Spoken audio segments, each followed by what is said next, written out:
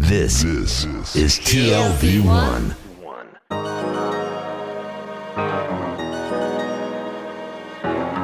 The Tel Aviv Review.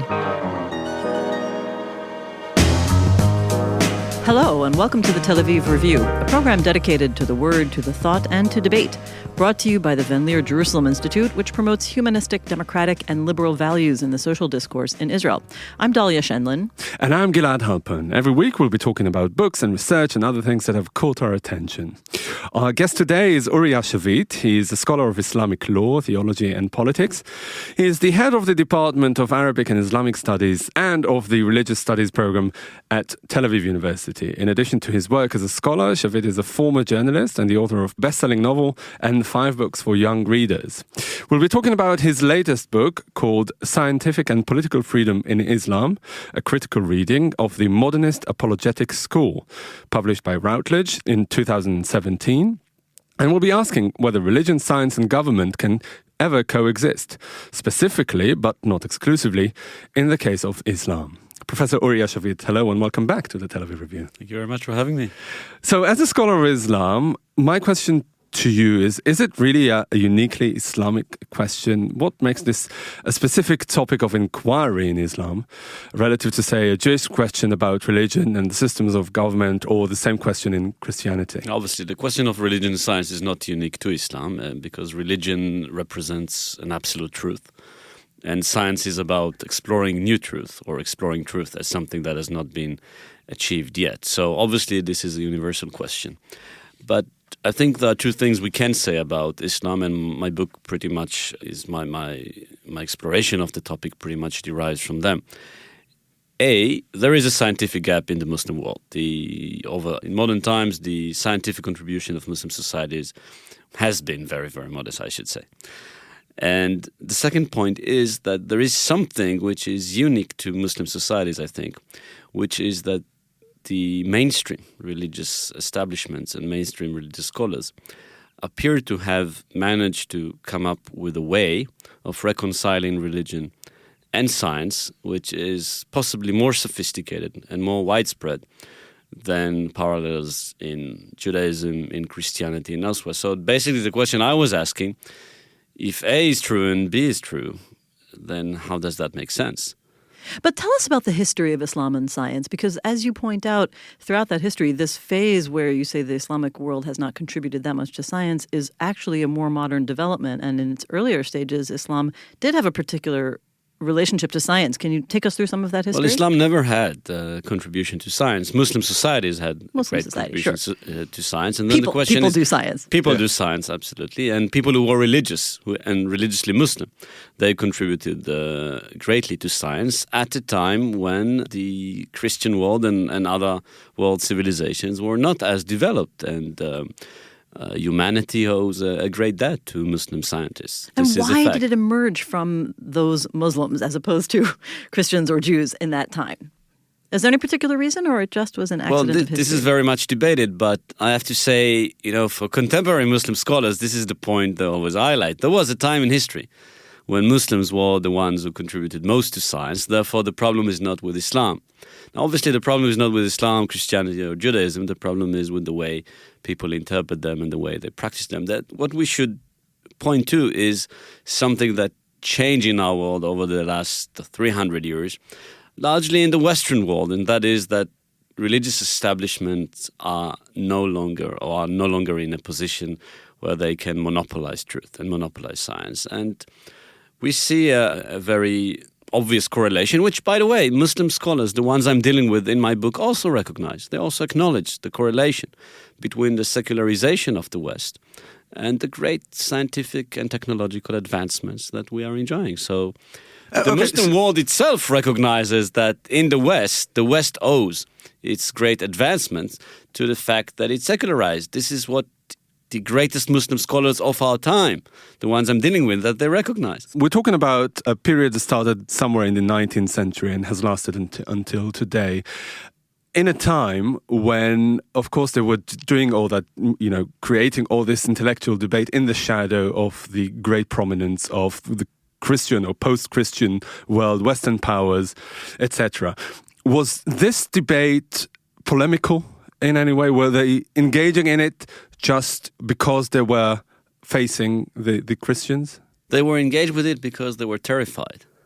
And let me tell you what they were really terrified about. Often imperialism is the thing that's mentioned. No, they were not terrified about imperialism. They were terrified about death. And let me explain what I mean. For someone like... No, in the words of Woody Allen, it's not that I'm afraid of dying, I just don't want to be there when it happens. Yeah. Well, he said many things better than we do. Here's the thing. For someone like Muhammad Abdo, for example, in a sense the founder of Islamic modernism, for someone like him, it was obvious, it was absolutely obvious that there is God, that Muhammad was the prophet of God, and that the Quran is the book of God, and therefore that there is an afterlife, and there is heaven, and he's going there because he's doing all the right things. And then at some point in his early life, he learns something which is shocking. He learns that there are people who think very differently. This he can live with. But those people who think very differently, those people who think that 2 + 2 is 6, they're the ones who are superior. They're far more advanced. And they have become so only after they became secular. He recognizes, he acknowledges that they owe their advancement to becoming secular. And therefore, you can see what follows. He needs to answer a simple question. Could it be that for us Muslims to also become more advanced, we must also secularize? This is a very, very troubling notion, because what he's about to lose is not just about Egyptian independence or Muslim independence. It's about the afterlife, which, as we all know, is much longer than this life. So there is a lot at stake here. And therefore, he needs to devise an answer which would either concede that indeed to become secular, to become doubt-based person, is the only way to march forward in modern times, or to suggest something else. And he does. And what he suggests, and this is still very dominant in the Muslim world today, this is mainstream thought, is that Christianity is a singular experience, that Christian societies are unique because of certain limitations they have, because of certain characteristics of Christianity. Christianity and science are not commensurate. They cannot live side by side. And Islam is different. Islam is the friend of science.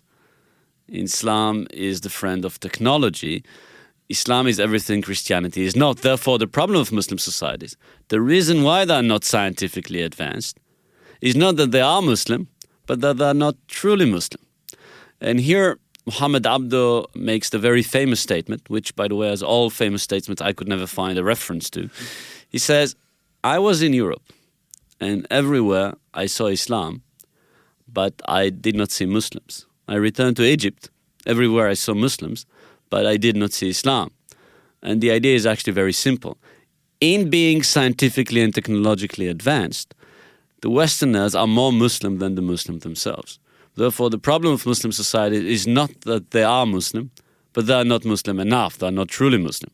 And the way to become truly Muslim is to become scientifically and technologically advanced, which Islam not only allows, but in fact commands. I think this is an interesting segue into understanding really the core of your exploration, which you call the modernist-apologist approach, because what you're saying is that the Muslim thinkers you're talking about are trying to look at a revelation-based society where there is an unquestioned truth of the truth of God and his prophet and the afterlife, but also somehow reconcile that with a doubt-based society, which you talk about as being the core of scientific advancement. And I would agree, right? Scientific inquiry is rooted in doubt. And I commend you for noting Thomas Kuhn's The Structure of Scientific Revolutions. And we have to understand how paradigms change. And how can those two ever really be reconciled? What is this approach that tries to say we can do both?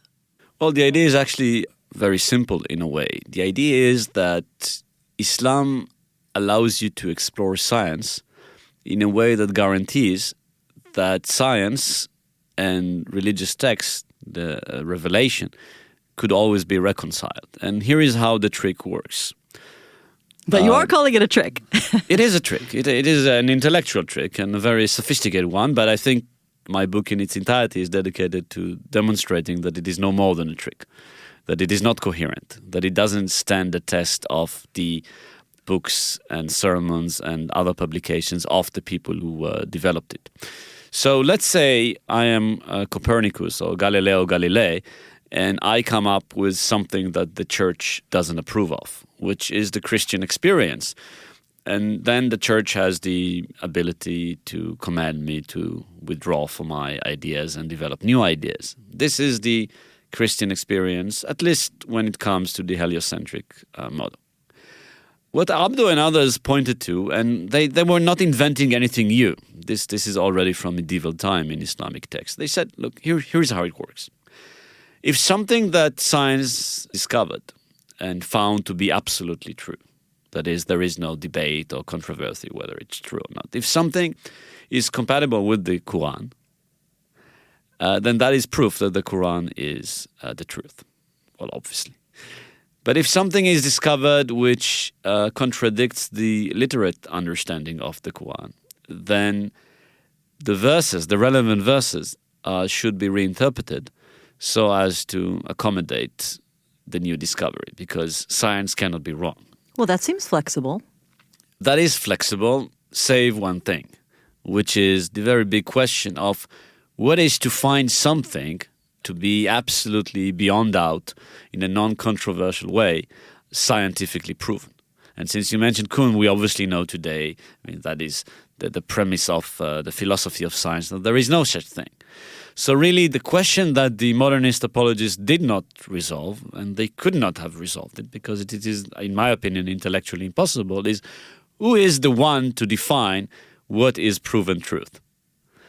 Is this, should that be a board of professors or a group of scientists or religious scholars? They never answered that question. And as I show in the book, their failure to answer it, in fact, when reflected on how they approach different issues through a period of more than 100 years, reveals that indeed society cannot be both revelation-based and doubt-based. It can be either. Just so you're saying in practice, that second part of the equation, that if science is more true, we will adjust and be flexible in the reinterpretation of the Quran, doesn't really happen. Well, we have to be very clear about this. The theory of the modernist apologist, which is the dominant one in the Arab Muslim world today, the dominant one, it's a mainstream one, does allow for much more flexibility than other theories. Obviously, it allows devout Muslims, for example, to accept evolution theory. In fact, it allows them to accept anything. However, it doesn't change one reality, which is it also allows the monopolization of ideas by religious scholars, which is exactly what they aspire to do. And therefore, it opens the door, a very vast door, to theocracy. And I think, I already experienced some responses to this book. You don't say. Yeah, I don't say. From your friends in Egypt? Actually, from people in Egypt, I got very encouraging responses because for them, this is not a distant reality. For them, the space that might be open to religious intervention in science and that has been opened in Egypt for so many years, that space is very real. It limits them. What I find that it's interesting, the ones who have the greatest trouble with the book are what we can call, or what one may term as liberal intellectuals, or people from the more critical anti-Orientalist. Because they see you as a colonialist, apologist, right? Who say, no, they probably see him as a colonialist. Well, to paraphrase Woody Allen again, as you already did, who seem to be robbed of this very nice idea that societies can be so different than Western societies, so different, and we can respect their religion and culture and everything, and they would be as scientifically advanced. Well, the answer is no. The reason why the West enjoys today what it enjoys is that Western societies are absolutely free societies, and it's very nice to play this game where we say, well, but they're not really absolutely free, and of course academia is very... All of this is true, of course. But there is a huge difference, which many of my colleagues are just too spoiled now to recognize. There is a huge difference between being educated, being raised in a society where you are encouraged to think that all truth are temporary truth, and a society where from day one in school you're educated to think that some truth are absolute truth. And there is also a huge difference between knowing that writing something wrong about physics or about theology would lead to your execution, and thinking that it possibly might lead to your being sacked. These are not the same things. And I really think that Western academia today just so immersed in this very safe and secured zone where we got used to being able to say everything. I want to ask, one thing that really struck me is the fact that it's still really the predominant outlook to this day in the Arab Muslim world. And we're talking about the earlier seeds were sown in the 1830s, 1840s, and up until the turn of the century. I mean, this is really the period that, the critical period.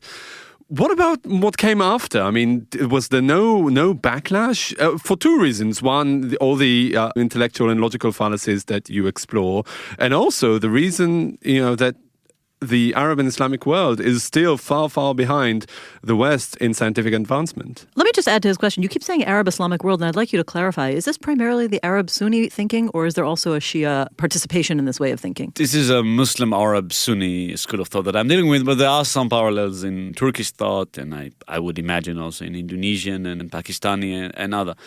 Well, to your question, I guess the first answer is that this is such an incredible package deal that they're offering, the modernist apologetics. Because they say the future is in the past, tradition is modernity, and doubt is revelation. And most importantly, this life and the afterlife are not in any contradiction. Why would you say no to this?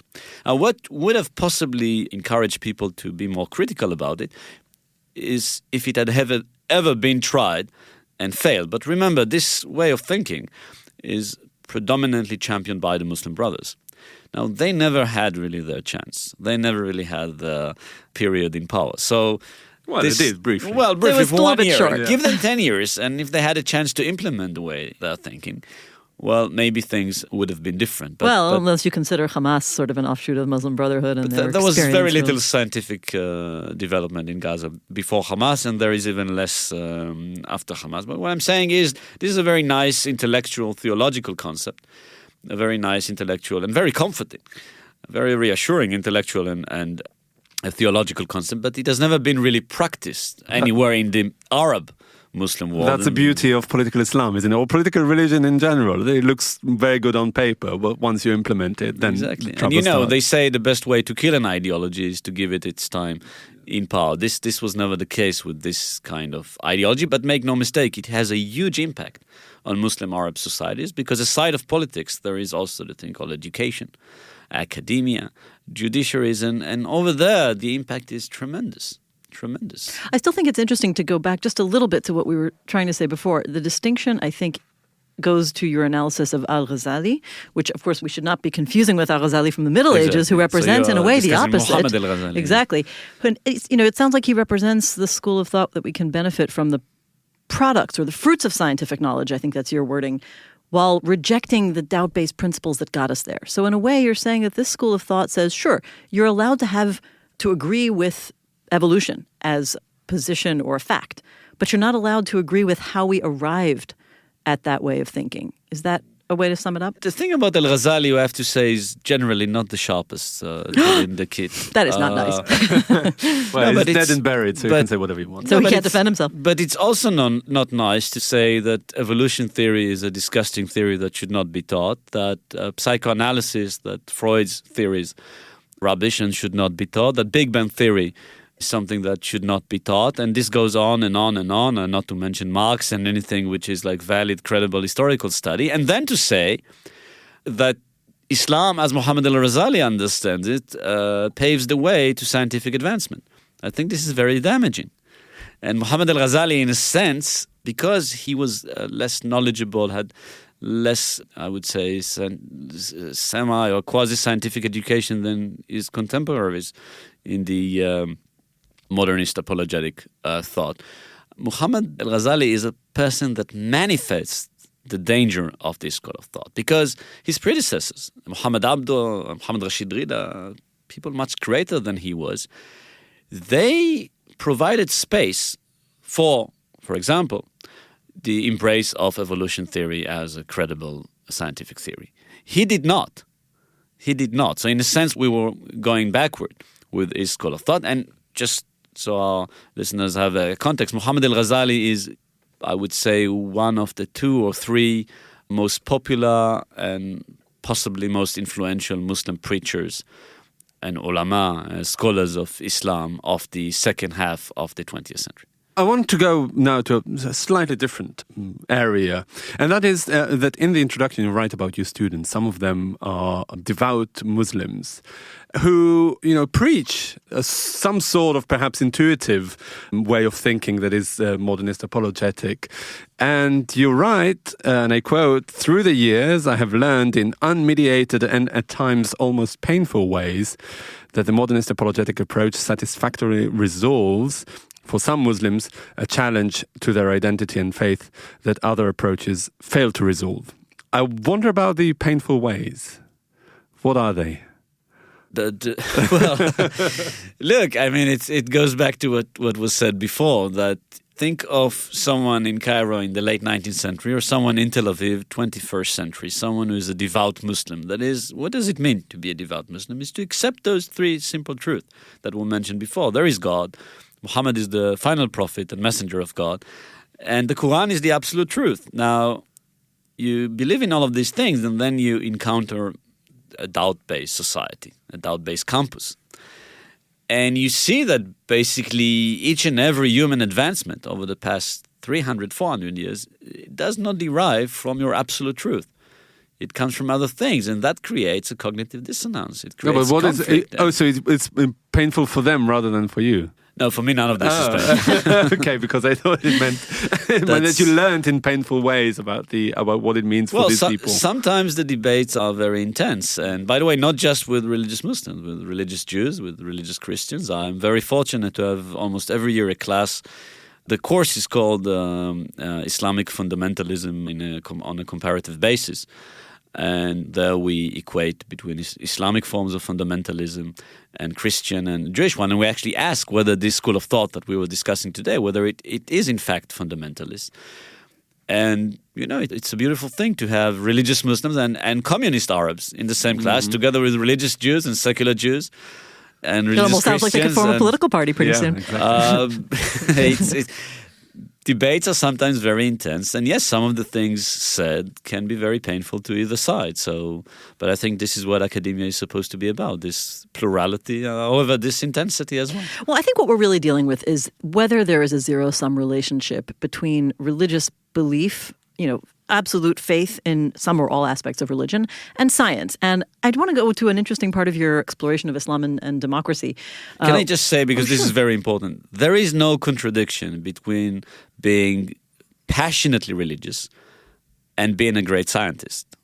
And Newton can tell you a lot about this. So there is no contradiction. There is, however, a very grave contradiction, which we have to be conscious and very clear about, between living in a revelation-based society and being a great scientist, because revelation-based societies have the potential to kill science. But it sounds like you're talking then about the distinction between the individual and society. In other words, if religion is privatized and as an individual you are a believer, there is less of a contradiction. But it's when the revelation-based approach is a social, institutional approach. It's all about monopoly, and this, by the way, is also relevant to the democracy issue. It's all about whether someone has the option to monopolize truth.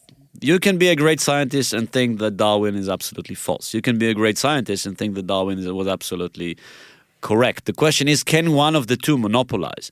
And the thing which I think, and this also goes very directly to the democracy question, the thing which I think that often in the West we fail to see, and by the way, Arab liberals, some of them are able to see this, the thing which I think we fail to see is that the question is not whether in a revelation-based society people are so-called liberal, modernist, or backward and primitive. The question is whether society is revelation-based, whether the social order is based on the idea that there is an absolute truth, someone has the right to interpret that truth and then monopolize the interpretation, or not. That's the thing I'm cautioning against. I'm not so much concerned whether they accept Darwin or not. The question I'm concerned with is, do they take for themselves the right to say whether a certain scientific theory is credible or not? So it's really essentially about institutions. Secularism, about really the freedom of religion, and the freedom of religion being the individual choice either to be religious or to be not religious. And not just secularism as such, but about liberalism and about liberty. Because we could change the word religion that was said so often here and change it with communism, and it will all be as valid. Because communism is a form of revelation-based politics, revelation-based understanding of the world, in the sense that there is one absolute truth, and history and everything else must be understood based on that truth. What they've done and the Soviet Union have done to science. So I want to go back to my actual question about this about democracy, which is that you point out, it's interesting, you quote some of the early thinkers of democracy, de Tocqueville and Toynbee, who were both sort of inclined to think that democracy represented this kind of linear human progress, and that Islam, when they actually dealt with it, if it wasn't going to be compatible with that Islam would fail. And they both sort of predicted the failure of Islam in your historical quoting of those sources. So I'm wondering if it looks these days like the opposite may be true. In other words, democracy is not doing so well. It's not doing that well in certain Western countries. There's been a rollback, and we can talk about that in Israel. There's been a resurgence of authoritarian rule in the Middle East, those authoritarian regimes in the Middle East since the Arab Spring, in a way, have replaced former, much more secular authority, which were equally authoritarian but much more secular. Maybe this linear vision of human progress towards democratic and progressive societies is simply wrong, and people prefer either religious authoritarian leadership. That's a long question. Yeah, but I will give a short answer. I have to give a short answer. Well, you can give a long answer if you want. History doesn't have a direction. History is what people make of it. There are no direction. It's a very dangerous thought to think that democracy is on the march simply because that's the way for history to be. But about the Arab world, here's the thing. One of the achievements of the modernist apologists was that they appeared to have found a way to reconcile Sharia law and democracy. And the trick they played here is actually quite the same as the one with science. They said, if you understand Islam correctly, then Islam commands democracy.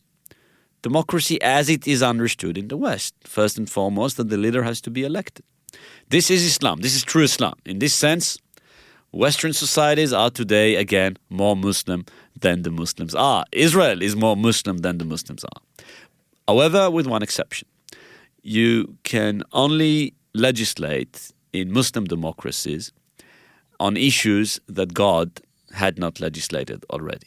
That is, you cannot legislate against God. Therefore, no parliament can decide that it is permissible to drink alcohol if God said it is not permissible. Which is also fine, and I don't want to get to the entire constitutional debate, but in the end, there is one question here which they have not managed to resolve, and that is, who is to say what God legislated? Who is the one to interpret God? And if that someone who will have the power to say, this is compatible with the Sharia, this is not, if that someone will happen to be non-elected religious officials, then you have a theocracy. And I think what you saw in Egypt was, to some extent, liberals who realized very, very soon after the Arab Spring that they are faced with two bad choices. Theocracy, ultimately theocracy, if the Muslim Brothers stay in power, or military authoritarian regime. And they chose the lesser evil as they saw it back then. Maybe they regret it, maybe not. But anyway, that was their choice. The powers that be made the choice for them. Sorry, you mean the choice of Muslim Brotherhood? No, I mean the Egyptian liberals, the millions the liberals, who marched on the the streets Egyptian and liberals. led to the fall of Morsi. They feared that the true choice they have is Muslim Brothers in power, and ultimately a revelation-based society where religious scholars monopolize everything, including politics, or the good old or bad old style of authoritarianism that Sisi represents. And they chose the evil they knew. Again, maybe that was a mistake, but that's the evil they chose. I want to ask you one last question because we are quickly running out of time. A couple of years ago, before Dalia came on, you and I sat here in this studio talking about your previous book, Zionism in Arab Discourses, that looked at how Israel and Zionism are perceived by Muslim and liberal intellectuals in the Arab world. And it seems to me that much of what this book is about their approach to science and to democracy, resonates the same kind of approach that they had to Israel, like what we just said now and said back then, that Israel is more Muslim than many Muslim countries. Is it really the same kind of intellectual outlook? Are we even talking about the same people who had to a large extent, yes, it's the same premise. Israel triumphed against the Arabs because it is more Muslim than the Arabs themselves. And therefore, the obvious conclusion, if the Arab world wants to ever revive and have the ability to win on the battlefront, it has to return to Islam. But returning to Islam in a form that means some sort of merging of a democratic government, Oh, but with absolutely. Islamic principles. Absolutely. Democracy is, according to that school of thought, democracy is part of Islam. Therefore, Israeli democracy is a great shame on the Arab world, because how is it that the Jews, the infidels, are more Muslim to a certain extent than we are? But there is also the issue that for them, Israel won the wars. For the modernist apologists, for those devout Muslims, Israel won the wars because it's a very faithful society, because it's a very devout society.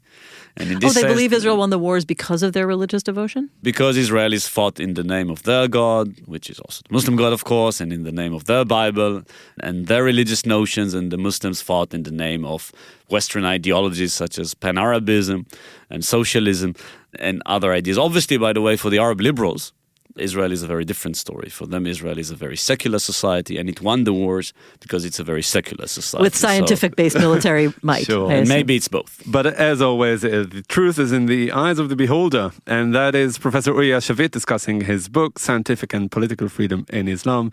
Thank you very much for coming back on Tel Aviv Review. Thank you very much for having me. And also big thanks to Gizem Ozdemir, our sound engineer, Itai Shelem, our producer, and the Van Leer Institute for their generous support. We would also like to thank Peter Frey and Kari Shapiro and the Rumey Foundation, who made a very generous contribution to the Tel Aviv Review. And now we have a great opportunity for you two to help us survive. A great opportunity, I'm telling you, big league. Go to our website, tlv1.fm/Tel Aviv Review, and please, please, please donate to our Patreon campaign. Please. You'll be part of our quest for learning and knowledge. Plus, you'll get bonus segments, book discounts, and other perks as well. Many, many thanks to those of you who already are supporting us. That is much, much, much appreciated. And we love you. And we love you. In the meantime, don't forget to check out our archive. There are more than 400 interviews to keep you busy, entertained, and possibly annoyed. Like us on Facebook. Our page is called the Tel Aviv Review, Ideas from Israel. Follow me and Dalia on Twitter as well. And don't forget to join us next week for another edition of the Tel Aviv Review. And until then, goodbye.